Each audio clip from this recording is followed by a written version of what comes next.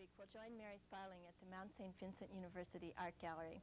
There's a double exhibition there, some work by Edward Porter, a printmaker, and by Ken Guild, a sculptor. Mary will be talking with each of these two artists, very well known in this area, as our program continues. First, she'll be speaking with Ken Guild about his wooden sculpture forms that he calls C-form variations. I'm Mary Sparling, and I'm director of the Mount St. Vincent Art Gallery. And in our upstairs gallery now, we have an exhibit by Ken Guild from Mahone Bay of his wooden sculptures, and the title of the show is C-Form Variations.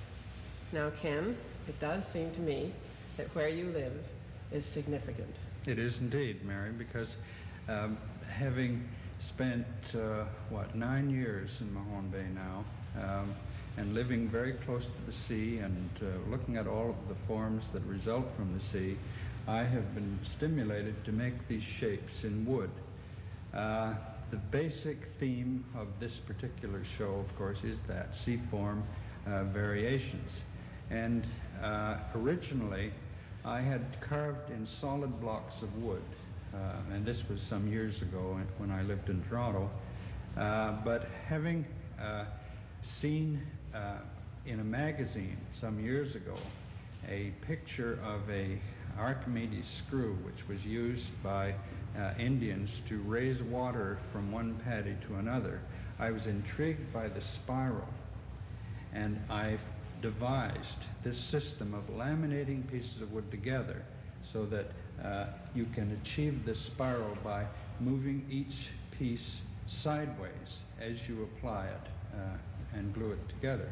And all of these pieces are a direct result of that process. Now, I have a piece to my left here, which I'll show you, and it indicates it very much more precisely. As you can see, all of the laminations as I've applied them.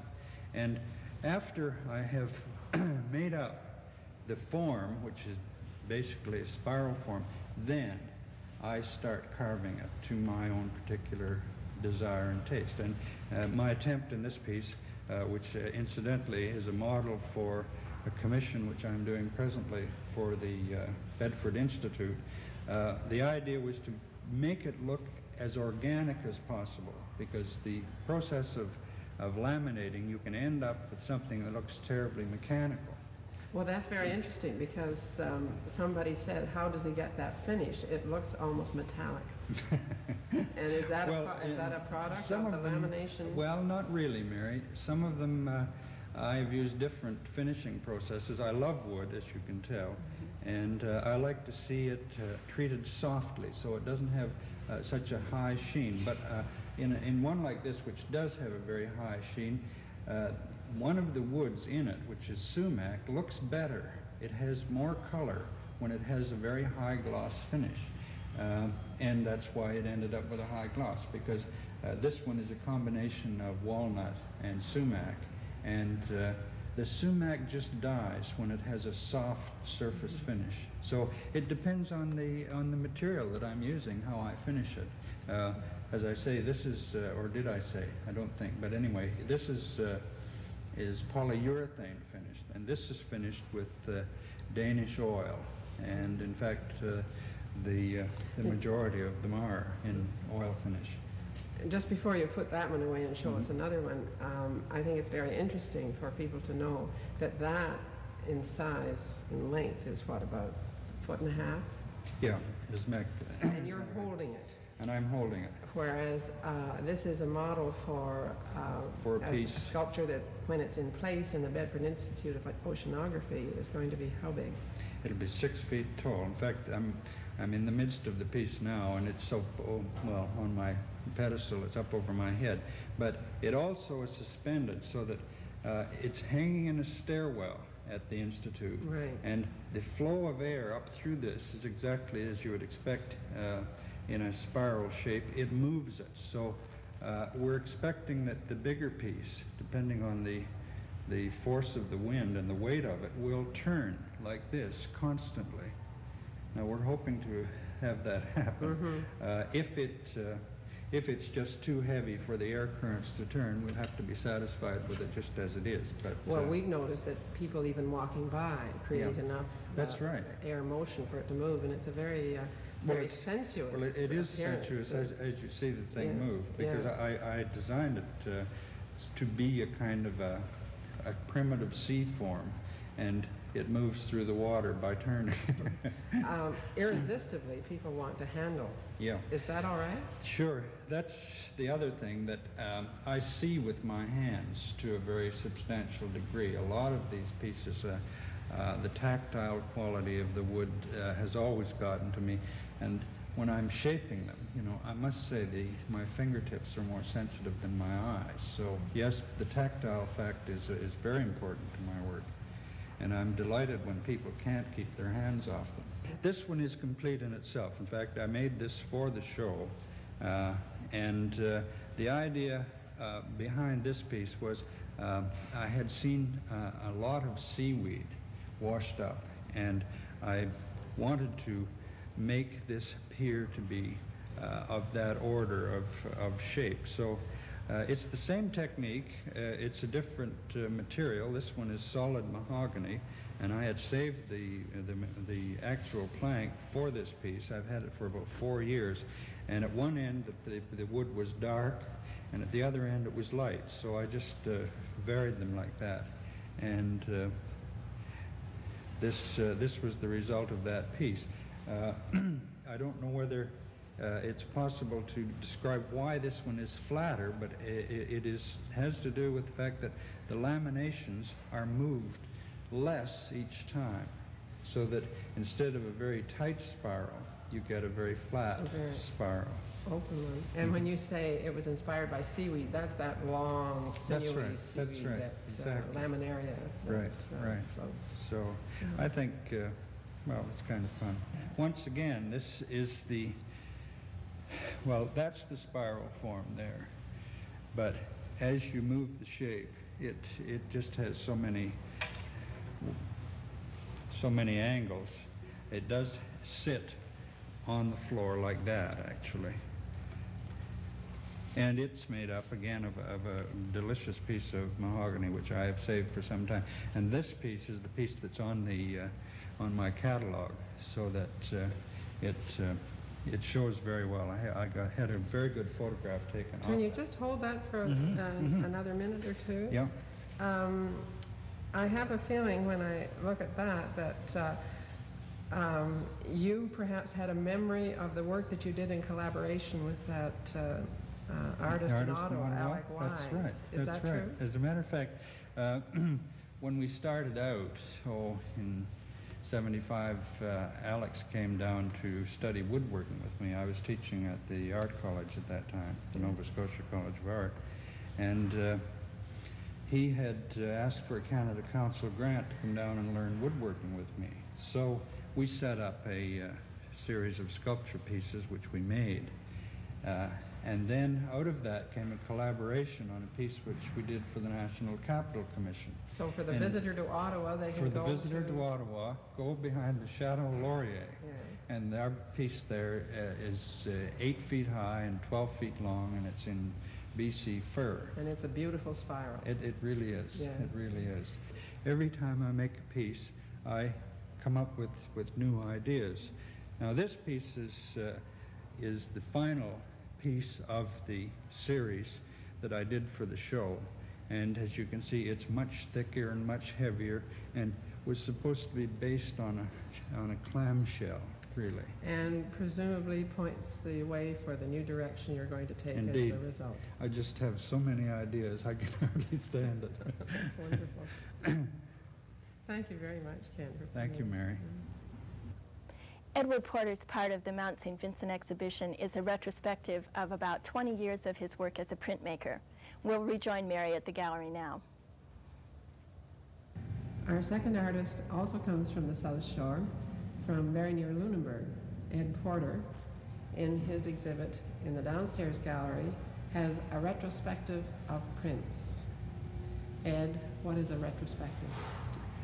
Well, a retrospective, as I've tried to show it here, is a collection, I would say, of works I've done over the past 20-odd years, and it is a chance for me to show to other people and myself the kind of changes of idea and of experience that I've undergone in that time. So this particular work here is one of your earliest prints? Yes, this is from a very early part of my printmaking work. This was done when I was still in university. It's an engraving on a copper plate. And the image is? Well, the image is something, I guess, that I still am very interested in, the shoreline idea, which was early a point of interest in my own life and has remained a reference point throughout my life and the work that I've done as a printmaker. And so this, in many respects, kind of sets the direction that I've followed in one way or another in the years that this retrospective covers. And in that retrospective of prints, we are also showing some of your publications. And there again, you're involved with the sea. Would you care to talk about that? Well, this particular book, the Ballad of Sir Patrick Spens, that was an old Scottish ballad, I was interested in working with, and this became a thesis project when I was a graduate student. And I made a series of wood engravings that accompany the written words of Sir Walter Scott. And you said there are about 50 engravings in that particular. About 50 engravings. It's been a while since I've done it, so I may not have the count quite exact. But it recounts the story of this voyage that Sir Patrick Spens was asked to go on, and which ultimately ended in the destruction of the ship and the entire company. And in one respect, your life has been something of a voyage. I'm just putting up here one of your later prints in which you're dealing with aspects of the sea and shore. And in this case, are you now on the south shore of Nova Scotia? Well, this is, yes, I would say in many respects this has to do with the South Shore. This is a picture that deals with a photographic motif of elements of the shore, the rocks and the water, but I've tried to transform that by the kind of geometry that I have employed in working with this naturalistic scene, so that I've attempted to give a sense of time, of mourning to this particular view of the shore. You said at one point in one of our conversations that you employ colors in a non-naturalistic way. Why is that? Well, I guess it's largely because I'm interested in trying to give a sense of using that representational image, but be able to refer back to the fact that it is an image on a piece of paper and can imply other things.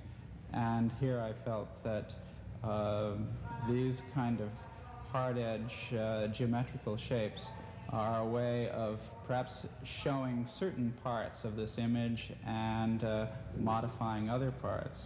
But to a large extent within this, I'm also trying to give a sense of the effect of sunlight on this particular scene in this sort of very arbitrary way.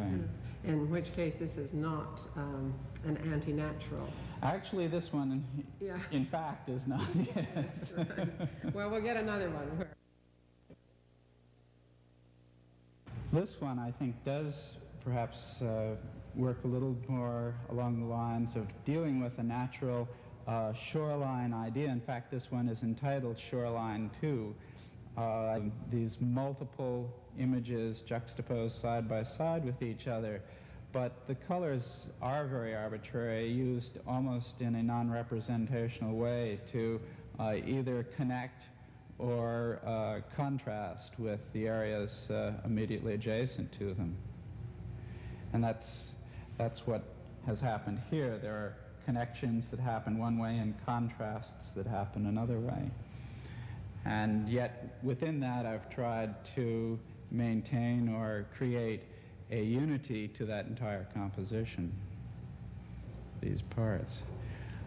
I heard someone comment about your work that you seem to be dealing with using multiple images to try and give an impression of lots of things going on at the same time. His word was simultaneity. And he asked you if you were using that deliberately. Were you intent on showing the viewer that aspect of there's so much going on in anything that you're recording? Well, I think, yes, I think that has a lot to do with why I happen to use a multiple or a many-faceted view as opposed to simply relying on a single view.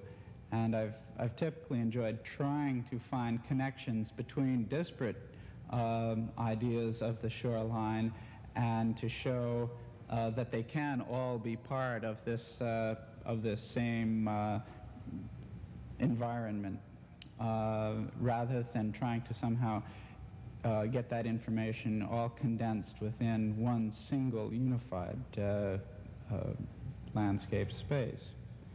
So that I find the juxtaposition of things that have to do with this general area of space and of objects to have a commonality in terms of being on the shore. The rocks of the beach, the island shapes exist in all of these, but we see here a kind of a close range and here a more distant range put side by side. Now that was done when, this particular print? This was done in the late 60s. Yes. And artists are always changing as a result of what they have done. Yeah, I guess that's coming back to what we were talking about earlier, that this retrospective is really a series of evidences of the changes that a creative person naturally goes through. Now, this was done when, 2 years ago? Yes, just very recently, 2 or 3 years ago. And the title?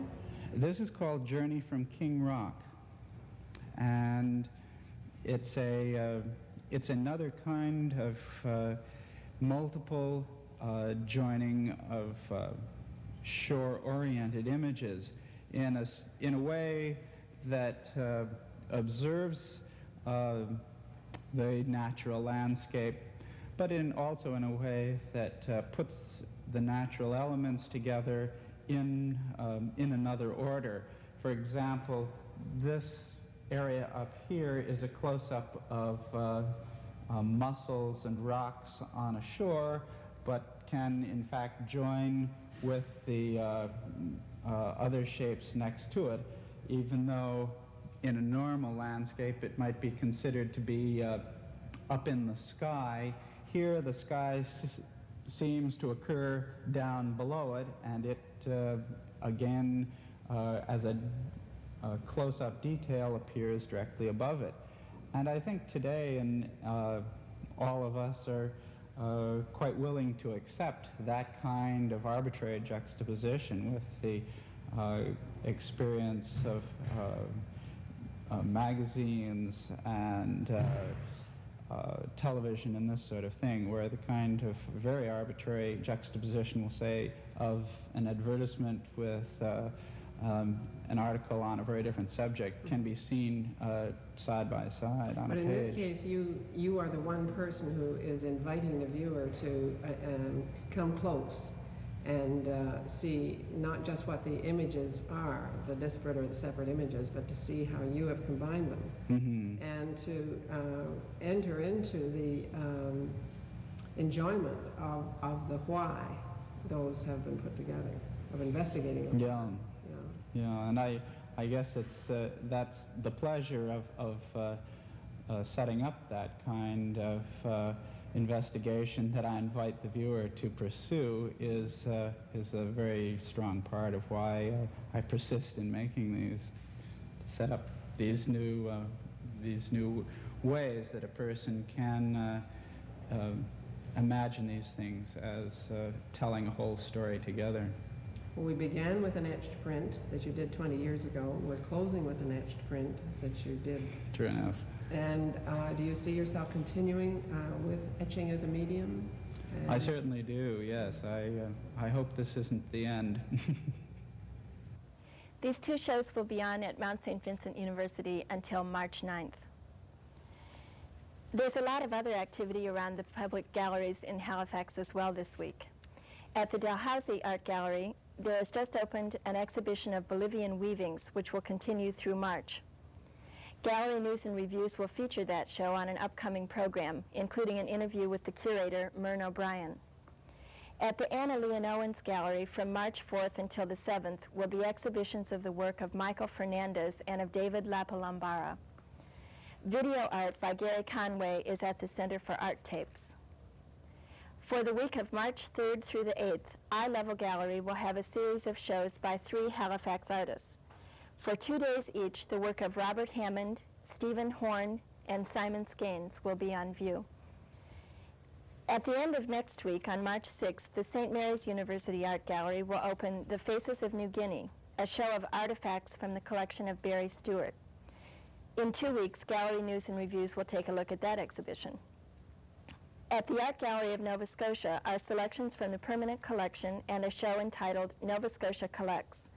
We'll be focusing on those shows on this program next week and talking with the assistant curator of the gallery, Patrick Lorette, about the exhibitions. I hope you'll join us again next week. In the meantime, if you have comments on the program, please write them to Gallery News and Reviews, care of Dalhousie Art Gallery, Dalhousie University, Halifax, Nova Scotia. If you'd rather call in your comments, their phone number is 424-2403. That's the show for this week. Thanks again for watching.